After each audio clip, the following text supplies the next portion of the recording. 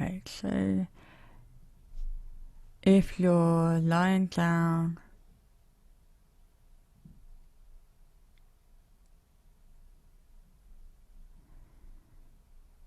with your legs long, your arms by your sides, that would be great. If that's not comfortable for you, feel free to have your knees bent and your feet standing. Your comfort is of the utmost priority in this. And our lesson is focusing on the fingers, so when we actually get into the lesson, feel free to bend your knees if that makes life more comfortable and easy for you. Great. So what I'd like you to do with your fingers just on the floor is to notice their weight. So and notice the direction you've chosen to have your fingers. Some people have their hands, their palms facing down and some up. So what have you chosen? If you've got your fingers facing down, what's your sense of pressure in the pads of those 5 digits on each hand? Could you scan your way through? And if you've got your palms upwards, maybe you can sense that same sense of weight pouring through the fingers down into the back of the hand.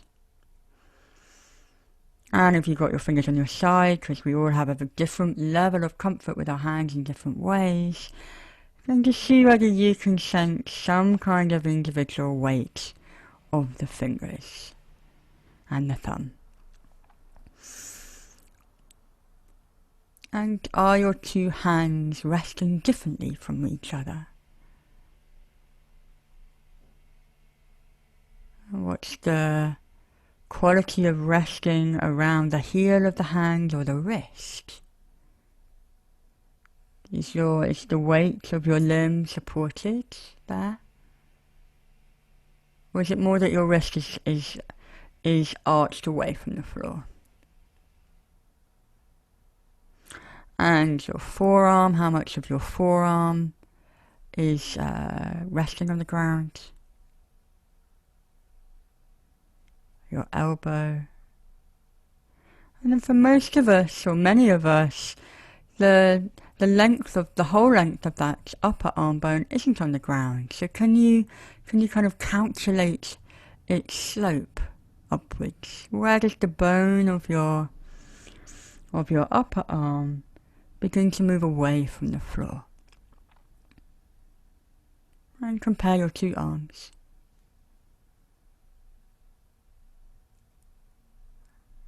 What's your sense of how the shoulders rest on the ground? Where they are? And what does that mean? We can think of towards the spine, so inwards, the spine being mostly our midline, so how far away from the spine is each shoulder? Is one closer in? Does one nestle in closer to the spine than the other? Is one shoulder more resting against the ground than the other? So if we were standing, one would be more forward to the other. Is one higher towards one ear? And then if we zoom out and we just think about the 5 lines of yourself, those the 2 lines of your arms, the 2 long lines of your legs, and the even longer line of your spine from the coccyx all the way to the back of your head. See how all of those lines make contact with the floor, give you a sense of support from beneath.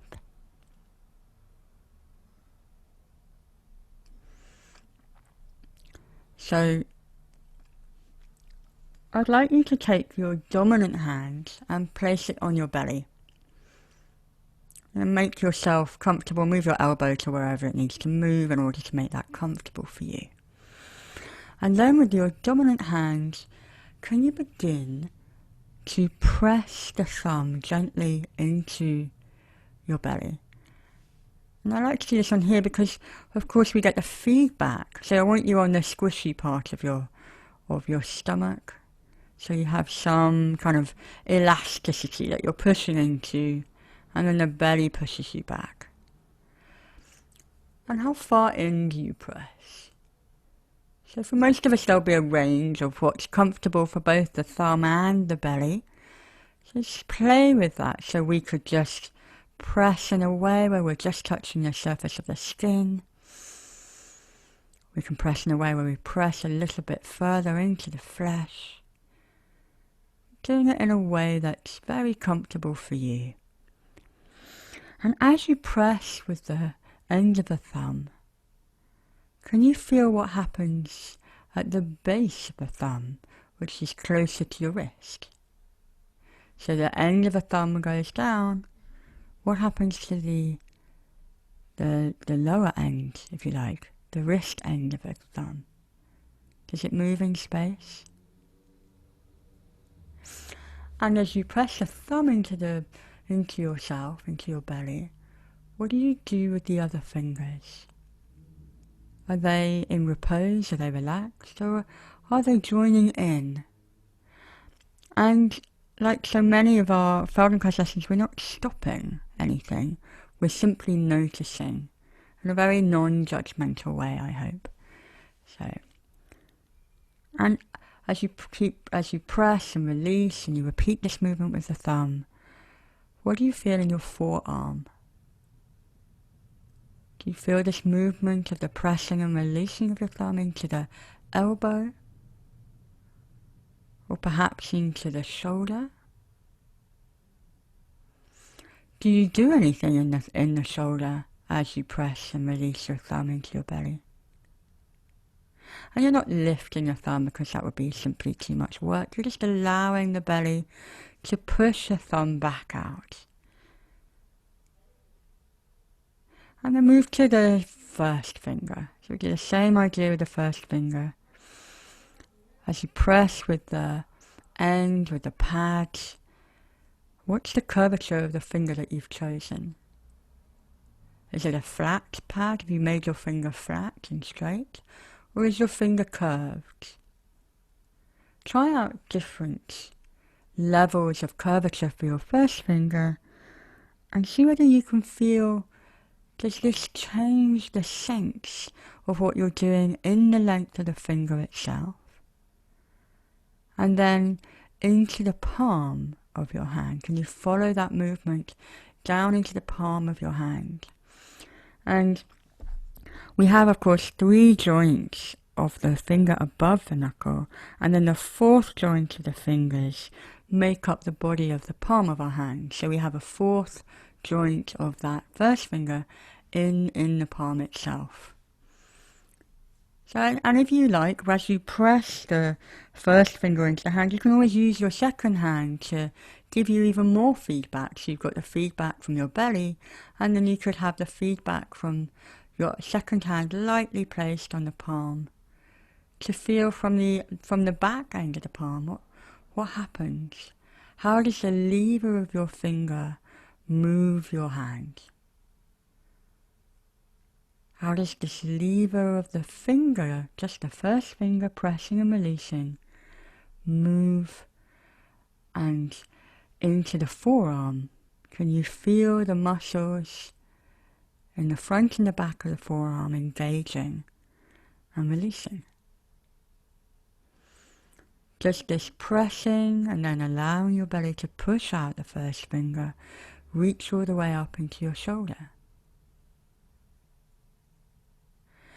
And if it does, do you have any sense of the fan, this band of muscles, perhaps in the front, which tie into the sternum, so the pectoral muscles, it's a word I can never say, at the front, and then the muscles at the back of the shoulder that join in at the other end all the way into the spine. Can you have a sense of this connection between the first finger and your spine at the back, or your sternum at the front? Move to your middle finger. Just press and release. Again, feeling the sequence of events. So the pressing of the finger. Perhaps you feel that in the finger itself. As you press down with the end of the lever of your second finger, what rises? Is it only the knuckle? Is it part of the palm that rises? Part of the wrist? Obviously that will also depend on the angle of your arm.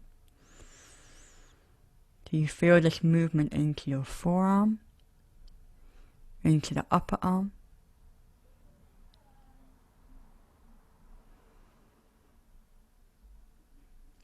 And then move to your fourth finger. And the fourth finger for most of us is a weaker finger. It has a different setup in terms of its tendons and the way it works. So be respectful of that. And as you press that your dominant hand, fourth finger into your belly and release, notice the level of touch, the level of pressure that's truly comfortable, where it's truly effortless. And then finally move to your pinky. Press the pinky and release. Where do you feel the muscles of the finger itself, in the palm, working? Can you track that movement into the forearm, into the shoulder, and perhaps even into the sternum and the spine?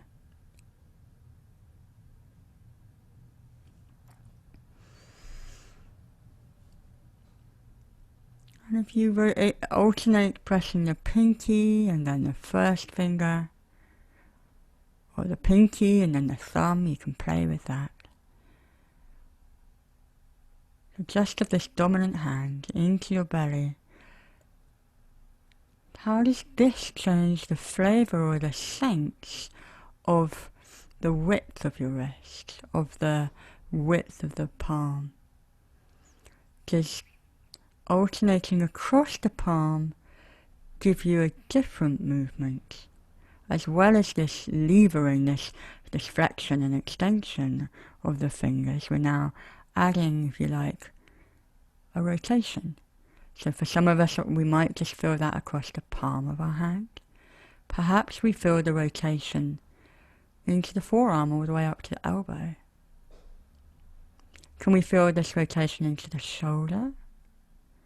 And if so, is there any echo or movement within that corner of yourself, into the ribs, into the collarbone, into the sternum at your front, and the spine at the back? Great. Then let that arm go, pop it down by your sides, wiggle it around if you want to, and just give it a rest. If we compare your dominant hand with your non-dominant hand, is there a difference? Perhaps you can feel a different sensation, or the way in which the fingers curl or rest. Do you feel a different idea of weight at the heel of the hand or around the wrist, or the back of the hand, depending how you've rested your arms? And what about the length of your arms itself? How does your dominant arm rest on the ground now? Your dominant shoulder? So do feel free to move your legs if you'd like to. You're very free to not stay with your legs long if that's not so comfy for you. We're going to continue to work a little with this same arm. So this time what I'd like you to do is have your arm out on the floor at shoulder height. So your whole arm is along the floor at shoulder height. And if it's comfortable for you, I'd like your palm facing the floor. And if it's not comfortable at shoulder height, in that general direction. So if it's a bit lower than the shoulder, that's absolutely fine. What I want your palm is facing the floor, touching the floor perhaps, or the heel of your hand is facing the floor, and your fingertips. Right, and in this position, what I'd like you to do is something a bit different. Could you begin to lift your fingertips so the nails of your hands lift a little towards the ceiling? And If you wanted to lift your nails or fingers higher, you'd have to bring your wrist backwards a little. So you bend the wrist backwards. And then you bring it back to the floor. Just repeat that movement a few times. So we're opening the fingers, we're straightening the fingers, we're bringing the back of the hand towards the wrist in order to lift the fingers a little higher. But just do this within your own realm of comfort. So it might be a few millimeters, it might be a few inches. It's really up to you what's comfortable for you. And let's just go one at a time with this. So can you lift just the thumb, or rather you're going to concentrate on the thumb. The rest of the hand may also be involved, that's absolutely fine, but I'd like you just to track the thumb. So you lift the thumb, and in the same way as we felt when you were curling and pressing the fingers, how do you feel this along the length of the thumb itself? Along into the palm of the hand, into the forearm, and up through into the shoulder and spine. And then track your first finger, so you lift the tip of the first finger. Probably your other fingers may well want to get involved as well, that's fine. They're allowed to join the party. You're just going to notice, when do they join in? And with what level of enthusiasm? And then move to the middle finger, so you lift the pad of the middle finger off the floor, and you close the wrist backwards, at which point, of course, if they haven't already, all the other fingers will be joining in. Feeling this movement all the way through the whole arm, the shoulders into your spine. And then the ring finger, pivoting at the wrist. And again, the ring finger, be gentle with it. See how much it wants to curve, and whether it wants to straighten, and whether that straightening can be soft. And then the pinky. So you follow the movement of the pinky. And can you alternate the pinky straightening and then the thumb straightening and lifting the wrist? So again, you get this idea of not only the extension in this time round, but also this rotation, because it's very rare that we use any part of ourselves in a very one way idea. Great. And then let go of that.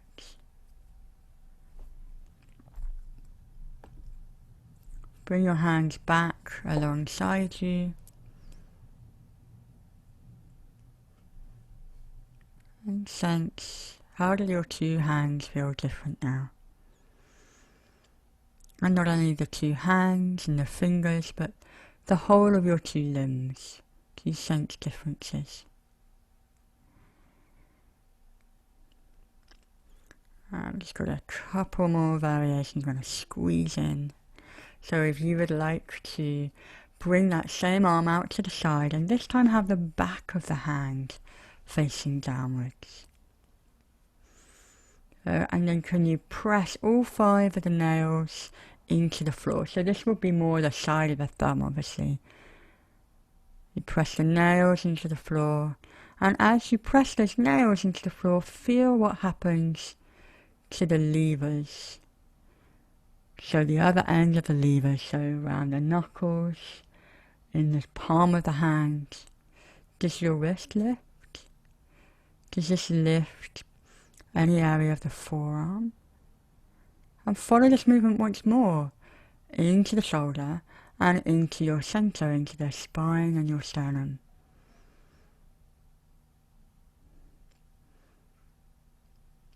And we're going to gently just do the same movement, but you're just going to track each finger in turn. You start with the thumb, you track the thumb as you press with the nails into the floor. track the first finger as you press the nails into the floor. Middle finger. And then the ring finger. Finally the pinky.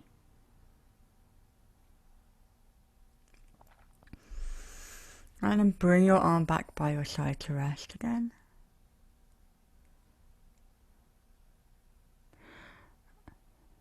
Just for a moment, check in with those two arms. How are they feeling now? Is there any difference? Is there any greater difference between the two? And then bring your dominant fingers back to your belly. And can you begin to press the fingers in the floor into your belly again, as you did at the beginning, and see whether at the end of the lesson there's any change in this. And you could go through the fingers one at a time. Not only is there any change, but is there any greater sense of connection that the fingers belong in the palm, and the palm belongs to the wrist, and the wrist affects the forearm, and the fingers affect the upper arm and the shoulder, and the whole of that area of yourself where the musculature of the shoulder goes into the spine and into the sternum. And I just want to do one tiny extra variation. So as you press your fingers into your belly ever so gently, can you begin to equally gently lift your shoulder away from the floor? Just see whether this feels known to you. Is this a easy movement for you to make? And then let's go the other way. As you press the fingers into the floor, you're going to press your shoulder a tiny bit into the floor. Perhaps this is more known for you.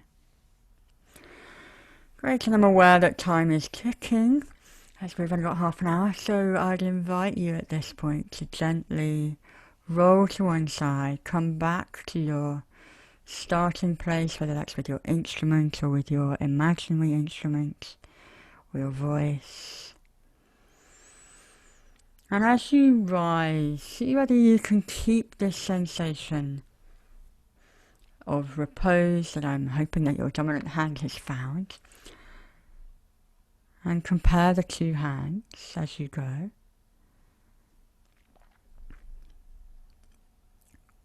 And then as you come back to your instrument, how does having one hand that's been doing this work, how does that feel?